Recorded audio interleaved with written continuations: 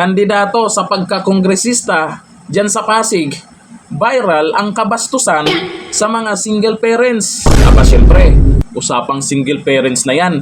Hindi pinalagpas ng ating magaling na congresswoman Bernadette Herrera ng Bagong Henerasyon Party List. Ano nga bang ginawa ng ano na to?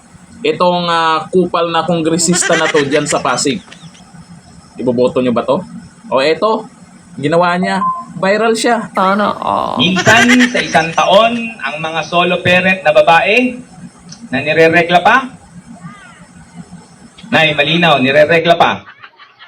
At nalulungkot, minsan sa isang taon, pwede sumiping ho sa akin.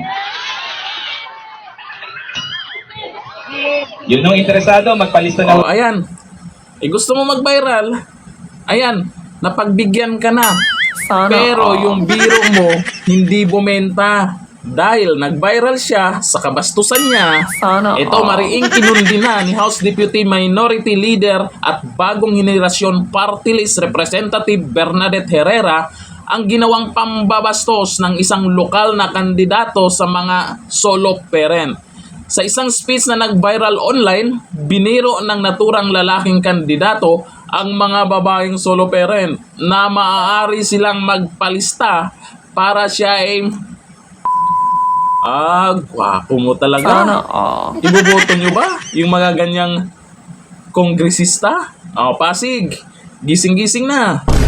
Diin ni Herrera, hindi dapat ginamit na paksa ang solo parents sa kabastusan, lalo at hindi biro ang kanilang pinagdaraanan.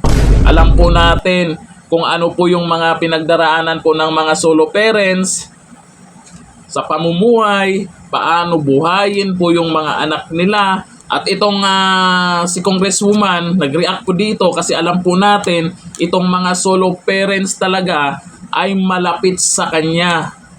Lalo na, eto, binastos pa, lagot ka. Kaya sa mga taga-Pasig, nako, kung ganyan yung pananaw o utak ng kandidato nyo dyan, siguro naman, alam nyo na kung sino ang ilista sa balota.